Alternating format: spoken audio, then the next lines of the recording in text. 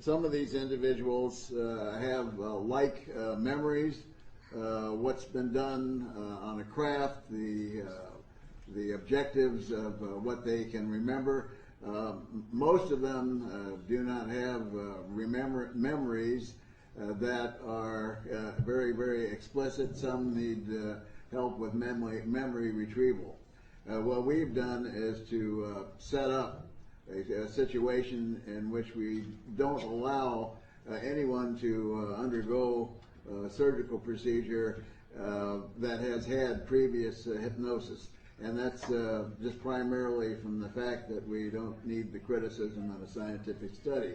However, if the information that is retrievable is to be had, we give that person the choice following the surgery procedure, and we refer them to a qualified specialist in that area. So today we're going to refer to some new information in a scientific vein only, and I'll try and spoon feed this to you as easily as possible without going into a lot of biological detail. Slide 1A in the press packet will show a picture of what one of these objects looks like. This is a T-shaped object, which is approximately a centimeter in each direction, covered with a very strange biological coating. A coating that is so strong that when the object is freshly removed, you can't cut through it with a surgical blade. The next slide is slide 1B. It shows another kind of an object that we removed, another metallic rod, which is also covered with a similar dark gray impervious membrane. And this material is also very strong, and you can't cut through it with a surgical blade. We have, at the present time, with our 15 surgeries, we have approximately 7 of these objects in which you could line them up on a surgical drape. You would not be able to tell one from the other. Next, we'll refer you to slide 2. Of the 15 surgeries that have been performed, we have submitted these not in totality but in piece, because we haven't had the funds to really go into this in a full-blown project. Fortunately, I was able to get assistance at one time through the National Institute for Discovery Science, and that was much appreciated. That's Bob Bigelow Enterprise, and I will always be indebted to him for his help with this. Now, there are some biological aspects which I have to mention at this time. If you get an object in you, you usually can see where it went in, a portal of entry. Something that's a centimeter in various dimensions is a pretty big sized piece to get inside. You usually should be able to see where this went in. In none of these cases has there been a scar or an opening in the skin. All the individuals who allege have implants are submitted to some rigorous examination before we have anything to do with them.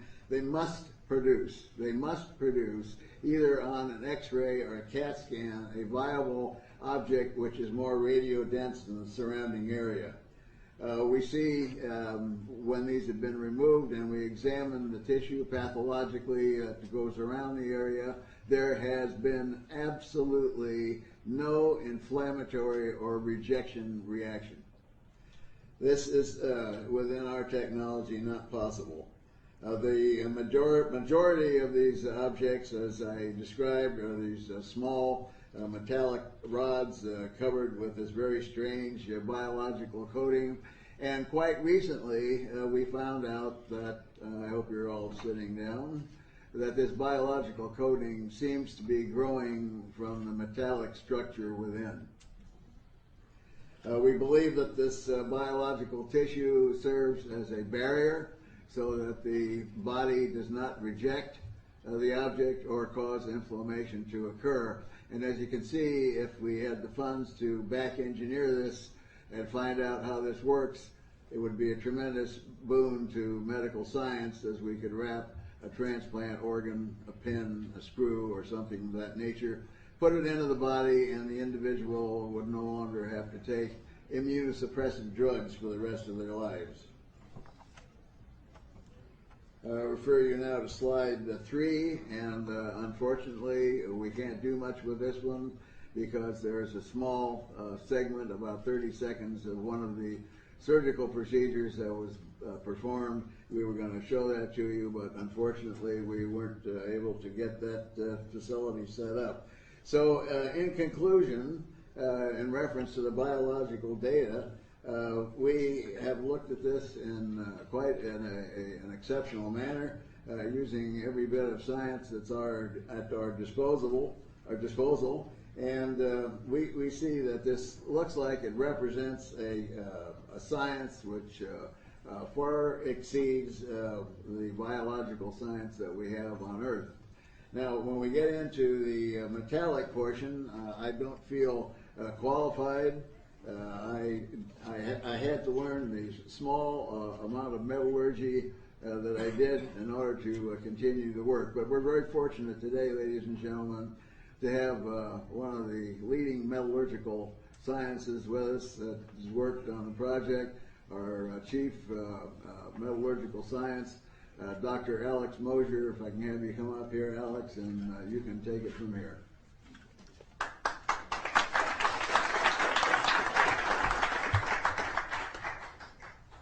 Well, my background first, just to let you know, is I've got a PhD in physical chemistry.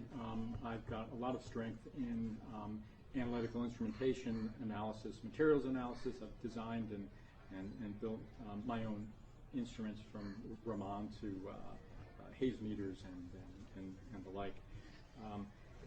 So we had a number of analyses performed, both within, while the sample was within the body, and also outside. Now, I'm going to refer you to the PowerPoint presentation that well, kind of looks like this. It's got, I think, this is black and white, but it has a 2 PowerPoint slides per page, and we're starting off at slide 9, and that should be in the press kit. Also, let me apologize. The press kit I produced some really awful images.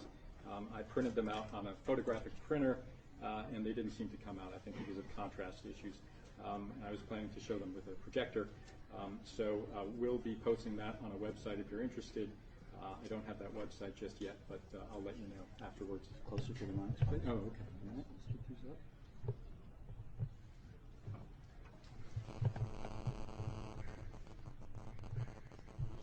It's right on. Oh, I see the problem. No problem. All right, you get a little closer. Okay. So if we refer to slide 10, we can see the summary of the analysis performed. First in vivo, that was a radio frequency for determination of electromagnetic emission, X-ray for object verification, just as Dr. Lair had said, and CAT scan for object location. The in vitro, essentially outside the body in controlled conditions, was optical microscopy, and that was just for looking at microscopic appearance and comparing it to other similar objects. And also SEM-EDX, which is scanning electron microscopy, so we can look at nanoscaled structures. And also coupled with that is EDX, which is energy dispersive X-ray fluorescence spectroscopy. And that's just for elemental analysis down to the sub% range. We also did Raman, which which looks at the vibrational modes of either molecules or crystals, and that's for chemical determination, and also ICP MS, which is inductively coupled plasma mass spectrometry for elemental and hopefully isotopic analysis. So if we go to the next slide, slide 11, it just shows the results for the electromagnetic analysis. And from a Gauss meter, we saw that the magnetic strength was between 5 and 10 milligauss.